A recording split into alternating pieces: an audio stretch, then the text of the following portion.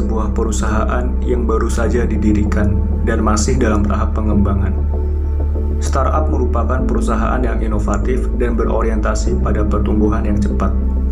Tujuan utama dari startup adalah untuk menemukan model bisnis yang menguntungkan dan skalabel, serta mengembangkan produk atau layanan yang diinginkan oleh pasar.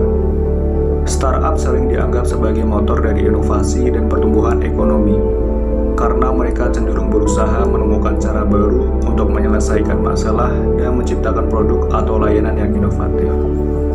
Salah satu startup potensial di Kota Pekanbaru adalah Sivatek.com. Startup yang bergerak pada bidang desain, pengembangan software, dan IT infrastruktur.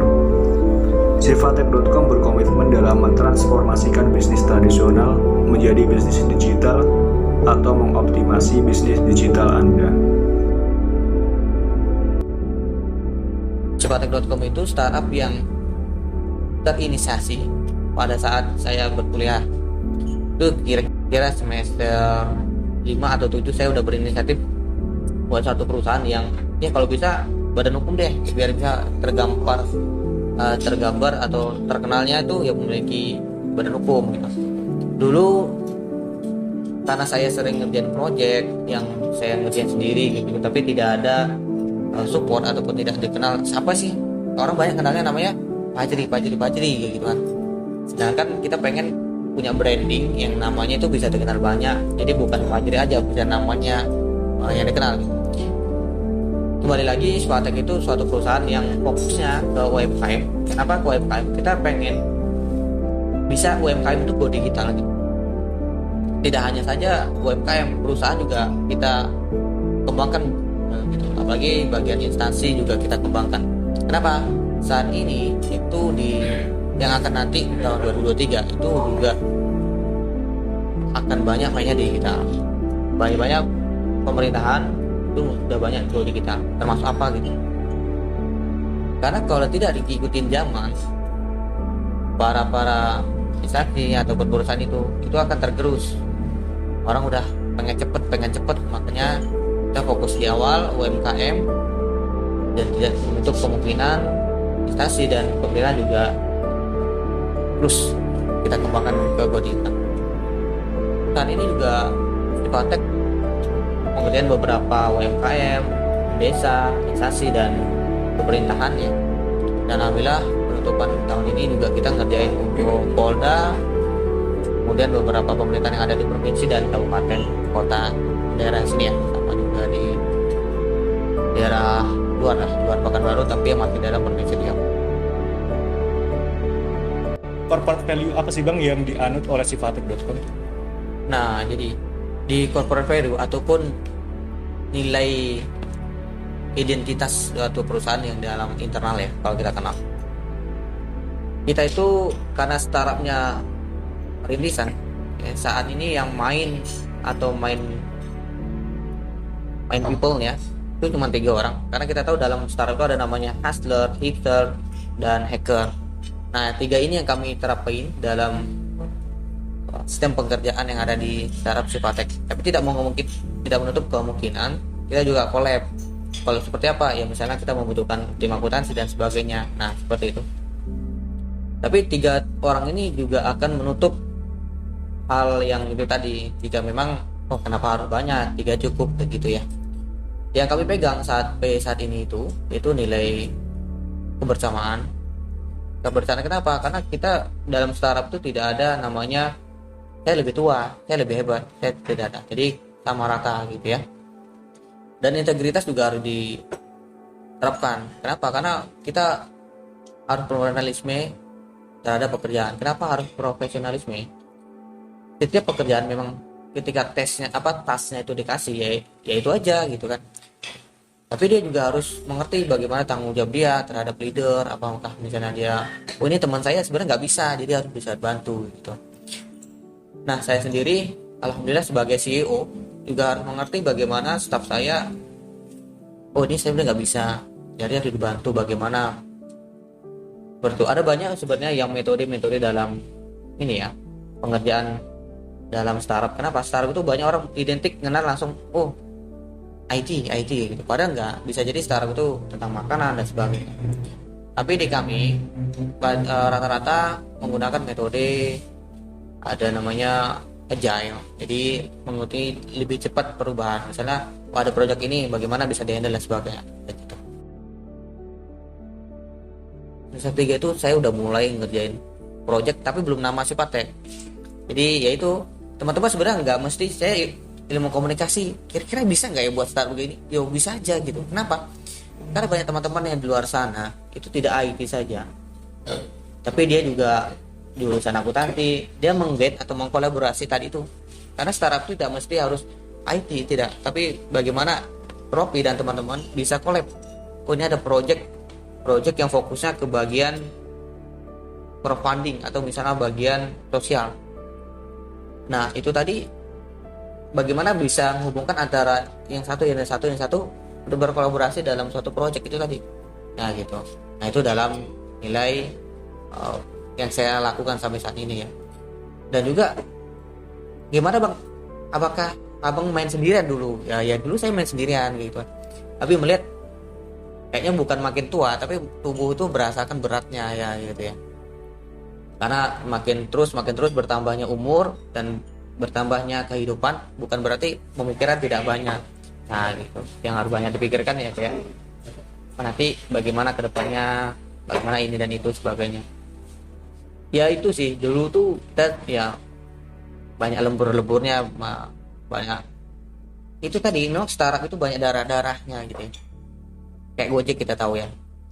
Jadi perusahaan ojek online itu dulu dia banyak darah-darahnya gitu. Jor-joran, iklan terus baru saat inilah dia sustainable. Semua promo ditarik. Nah itu tadi sama seperti saya dulu itu tadi darah-darah, bukan darah-darah baca-bacaan enggak, tapi lebih darah-darah kayak saya lemburan ini terus. Makanya kita lakukan kolaborasi, bangun tim dan bangun Sipatek itu tadi. Pastinya di dalam suatu startup ada pembagian porsi kepemilikan, yang mana kita ketahui di dalam dunia bisnis itu lazimnya pembagian saham pasti menjadi sesuatu hal yang menjadi fondasi dasar dari startup. Di dalam Sipatek sendiri, mekanisme ataupun pembagian sahamnya bagaimana bang soal kepemilikan tersebut? Oke. Bagian saham itu sebenarnya atau kira kenal nama investor ya. Alhamdulillah kita berbadan PT perorangan. Nah, kenapa PT perorangan dan kok baru ada PT perorangan? Jadi yang telah saya baca itu, jadi PT perorangan itu berdiri tahun atau regulasinya muncul tahun 2021 gitu ya. Nah, jadi kita bangun tuh PT perorangan atas nama saya sendiri, tapi ada timnya gitu kan. Kalau PT umum berarti nanti ada pembagian saham. Jadi kalau PT perorangan ya saya yang modal sendiri, saya create struktural sendiri dan sebagainya kayak gitu. Pertanyaannya apakah ada atau tidak investor itu di tempat kami gitu. Jadi Sipatek sendiri alhamdulillah tidak ada. Nah, kenapa kita tidak ada dan tidak mau mencari? Karena fokus kita itu bukan nilai luar, tapi kalau bisa value kita dalam dulu kita kuatin. Baru memang kalau misalnya butuh investor ya monggo, kalau enggak ya kita akan keep strong lah. Tapi kami juga menggarap beberapa produk digital, misalnya itu digicps.com. Nah, digicps.com ini produk digital yang khusus bagian undangan online kayak gitu. Jadi disitulah yang mungkin nanti kalau misalnya dibutuhkan investor ataupun angel investor ya insya Allah kami akan open, tapi saat ini belum ada kayak gitu. Jadi saat ini tuh kita memiliki tim 3 inti ya. Tim inti tapi 3 orang. Nah tadi tuh hackernya ada, hacker yang bagian berfokus ke bagian development sistemnya, bagian coding dan sebagainya. Ada namanya hustler itu bagian apa? Hustler itu bagian saya, bagian bisnis. Kemudian bagaimana saya bisa hubungkan antara hacker dan hipster dan sebagainya. Hipster itu apa? Yang bagian memiliki otak kanan. Nah, jadi fokusnya tuh bagian imajinasi, kreatif dan seperti itu. Kalau hacker itu otak kiri, jadi lebih fokusnya ke bagian matematis, logis dan sebagainya. Nah, itu tadi ketika kita bahas masalah sosial ya. Saya kan nggak memiliki basic akuntansi karena kan saya basicnya teknik ya. Saya punya teman yang bagian akuntansi, jadi pengurusan pajak, pengurusan pendapatan dan sebagainya saya ngurusin sama dia. Ya gitu. Ya pasti ada namanya harga teman. Nah, kayak gitu. Lalu saya ada misalnya bagian marketing, apakah saya juga harus bisa marketing? Iya, saya bisa marketing. Tapi saya juga harus bagaimana punya teman yang paham dan punya mainnya di marketing. Jadi bisa saling kolaborasi seperti itu. Kira-kira apa nih Bang motivasi yang bisa Abang sampaikan untuk para teman-teman sekalian agar mau berusaha dan mengembangkan kembali potensi-potensinya? Ya, kalau menurut saya sendiri dan yang saya telah lalui, bagi teman-teman yang minder atau insecure ya kalau bahasa anak gaul sekarang gitu ya, sebenarnya tuh jangan pedulikan insecure-nya gitu, tapi pedulikan bagaimana kita bisa berteman, bisa saling mengenal satu sama lain. Misalnya Ropi sebenarnya dia tuh bisa bersosial, lebih suka banyak bersosial, oh ternyata punya powernya di situ. Berarti misalnya ketika ada project dan sebagainya, kita bisa ajak tuh, oh Ropi bisa gabung di sini kayak gitu. Jadi kenapa? Karena saat itu walaupun digital sudah banyak dan sosial media sudah banyak, saya yakin ada banyak di antara kita yang tidak kenal dan dekat. Walaupun kita saling followan, nah kayak gitu. Kuncinya ketika kita udah saling sapa dan saling mengenal, seperti saya sama Ropi ini, walaupun pertama kali itu udah deket, udah kayak kakak dan adik. Amin ya gitu ya Ropi ya. Nah jadi seperti itu, jangan insecure, langsung saja banyak berteman, tidak masalah. Karena kita akan melihat bagaimana potensial. Misalnya ya baiknya berteman dengan yang baik ya, jangan pula langsung berteman dia banyak dosanya tapi lebih banyak yang ke negatif. Nah itu salah, lebih banyak yang positifnya kayak gitu ya. Kalau saran abang, kalau pantunnya orang Melayu, karena saya memang campuran ya Mas Senar, jadi ada namanya ikan cepat ikan gabus, makin cepat makin bagus. Cakep. Nah jadi itu pantun yang sebenarnya kalau kita terapin itu bagus banget. Kenapa? Aku punya ide banget nih, punya ide banyak banget gitu ya, misalnya punya ide bisa bangun ini. Kalau kamu tidak melakukan itu tadi, tidak mengikuti dengan pantun itu tadi, sama aja bohong. Banyak akan orang yang akan buat apa yang kamu idekan tadi itu ya gitu. Terima kasih banyak Bang untuk malam ini karena telah menyempatkan waktunya. Suatu kehormatan bagi kami karena Abang telah menyempatkan jauh-jauh dari Rumbai ya Bang. Ya deket sih sebenarnya. Iya. Terima kasih. Sip, oke. Saya tutup dari video kali ini dan terima kasih bagi penonton yang telah menonton di rumah, dan semoga saja apa yang telah disampaikan oleh Abang Fajri dapat bermanfaat. Dan yang penting, video ini jangan hanya melintas saja di pikiran kita, jangan hanya berupa gagasan-gagasan saja yang menginspirasi gitu, tapi patutnya video ini perlu kita terapkan, perlu kita eksekusi agar kita dapat mencapai apa yang diinginkan. Sekian dari saya. Apabila ada kesalahan dan tutur kata yang kurang berkenan, saya mohon maaf. Saya tutup.